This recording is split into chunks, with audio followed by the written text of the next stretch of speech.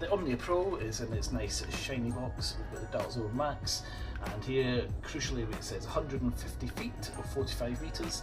This lets you know that you have the Gen 2 model. Of course, the Gen 1 models said 1 to 125 feet. In the box we've got the instructions which explain everything you need to know about the blaster. We have the blaster itself, we have some iron sights, we have our Dartzone Max eyewear, which is really cool. We have these two really cool translucent red 50mm mags and enough darts to fill them. We also have, crucially, a USB charging cable which will fit the lithium ion battery which is included in the blaster. So let's get this out and have a look. So here we are, the blaster is released from shell. We've got the stock here. This is a buffer tube stock which goes onto an kind of in-strike attachment point. I think there were issues with this being quite slack on the Gen 1s, but having used one of these the other day, I found it quite reasonable.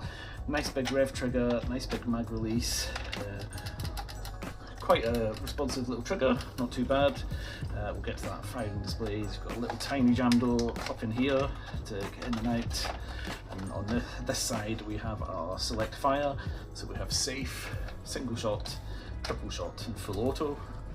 And importantly in here we have our battery compartment which houses the 2-cell lithium ion battery which this comes with, which is amazing. Let's check it out. Most important features about this blaster is this. They've got a nice big battery tray which contains a 2-cell lithium ion battery which comes in the box with the blaster with a USB charging cable. This runs off an XT30 connector and has a balance cable there, which I believe is what you use to charge the battery through the USB charger. Having used one of these the other day, just on the standard battery, I was really impressed with the performance of it. Lasted me for the whole game on the battery here. So the cable, this is the USB charging cable. Got a nice USB thing. This will flash red and then go solid green once it's fully charged, and you just connect it here through the balance lead, and that just plugs straight into a USB socket, and this will charge your battery ready to go.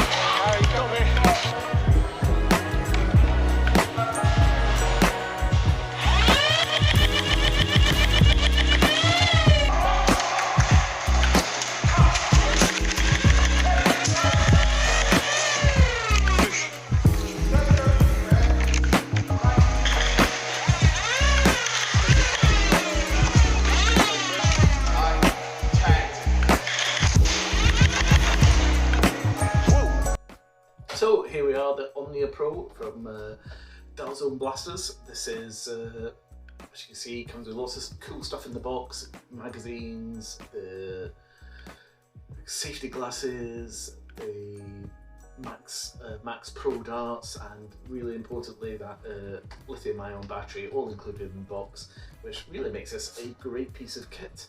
As you've seen in the firing demo there, we've got the single fire, 3-round burst, full auto.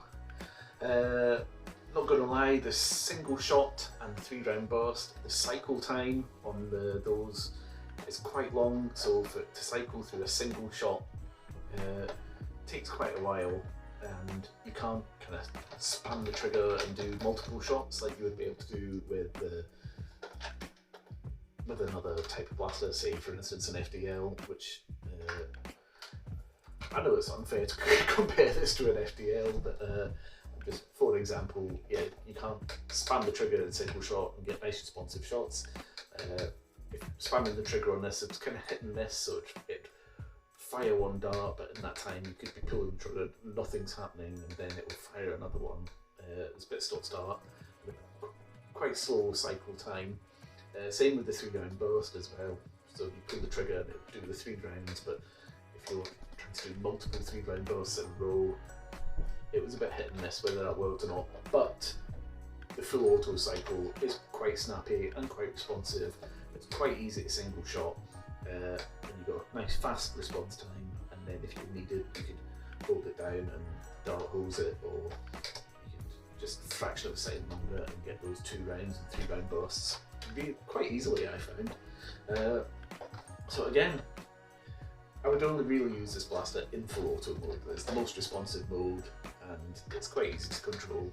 So the select fire in this instance does become a bit gimmicky because single and 3-round aren't serviceable really. And, if you're in a high FPS game, you want a nice snappy response and be able to get your shots off quickly when you need them. So I don't think anybody using this blaster is going to be using it on anything but full auto, to be honest. That's really my only gripe about this blaster. Everything else I absolutely love. I absolutely love the design, shape of it. I mean, yes, it looks like an FDL3. Can't get away from that. I absolutely love the shape of the FDL3. So this, I absolutely love this. It's very sci-fi, very kind of spacey and stuff. I absolutely love it. I love this foregrip area. I've seen reviews where people don't like it. It's perfect for me. I absolutely love it. I like a nice compact blaster when it comes to that. I find the stock pretty well. I find the stock's pretty solid, in a good size. Even in its short, most compact mode, I'd still use it on that. Even without the stock, it's still pretty comfortable and easy to use. I would probably use this stock with the blaster most of the time. I'd maybe swap it out for my camera stock that I use sometimes if I want to film game footage, and that would work really well on this. Magazines in and out, quite good. I really like everything around the trigger well and the handguard and everything is really well laid out for me. I love this big lever kind of action rev trigger. It's really good. You can get 2 fingers on that. The mag release I find really easy to use as well. Just hit it very easily with my finger there, get the nuts in and out, and I find the trigger, you don't have to pull the trigger a great deal to get a nice response from it, so I love everything about that as well. Yeah, and as I say, I ran this with Talon mags the other week when I actually played with it. Didn't have a single issue with Talon mags, everything fed perfectly. Yeah, nice. The top rail, I probably wouldn't stick a scope on this. If I did anything, I'd probably stick a red dot on it, which, yeah, I don't really use scopes on blasters like this. They're more just kind of quick point and shoot type things. But yeah, I can't wait to use this blaster again. I really, really like it. I can definitely see this becoming part of my kind of regular loadouts. For most games up to about 200 FPS, I would definitely use this. Depending on the field layout. I might use some games, if it's kind of wider field layout, I'd maybe go with a Springer blaster tuned more to 200 FPS, and I would even just use this as a backup. It would work nicely on a sling, just nice compact. You could just have it on your back on a sling, just ready for situations where you need a higher rate of fire, or kind of to clear rooms or clear an area quickly where kind of single shot Springer's not going to do as well in that situation. But yeah, I've not chronographed this, but I've watched a dozen videos of people chronographing it and fairly solidly between 140 and 160 FPS. So you can average 150 sitting there right in the middle. Find it pretty accurate to use. They've obviously fixed all the alignment issues with the flywheels from the Gen 1 blasters. So accuracy wise, yeah, perfectly usable. The lithium ion battery supplied seems to work fine. I did a full charge from completely drained to full. Took about 3 hours, between 2 and 3 hours. I reckon it was about 2.5 hours on the USB charger supplied, and on full power it performs very well. I know people have tried it with different 2S batteries and 3S batteries, but they've had very little performance increase, so the kind of cage geometry in this is obviously kind of maxed out for the kind of power that you can go through it.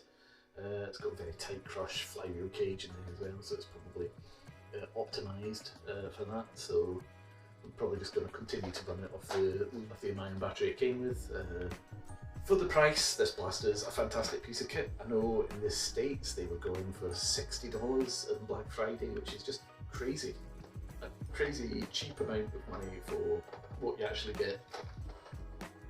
Right now in the UK, you can get these from Blaster Time over in the Netherlands, and that's going to cost you about £120, I think, including the shipping, to get one shipped over from Blaster Time. So at that price point, you know, it's still a bit of an investment, but considering if you want to get a Strife to do anywhere near 150 FPS, you're going to be spending a fair amount of money on cage, wheels, motors, mag adapters, pushers, etc., and a lot of work involved in that. So £120 to get a 150, 160 FPS short dart blaster out of the box, yeah, it's not bad. I mean, it's a bit of an investment at that price, but still, I think for what you get, it seems to be well worth it, I think. Definitely can't wait to use this more, use it in a few more games, and a few different events, a few different game layouts, and and I just hope it really holds up and keeps performing the way it does, because yeah, it's a blaster I like. I can't wait to see more of these in action. We have these available at the Foam Dart Thunder Pro events, so if you come along to the Foam Dart Thunder Pro event, we have quite a few of these blasters which will be available to borrow to use on the day. We have spare magazines and things as well, and we have lots of nice Dartzone darts as well.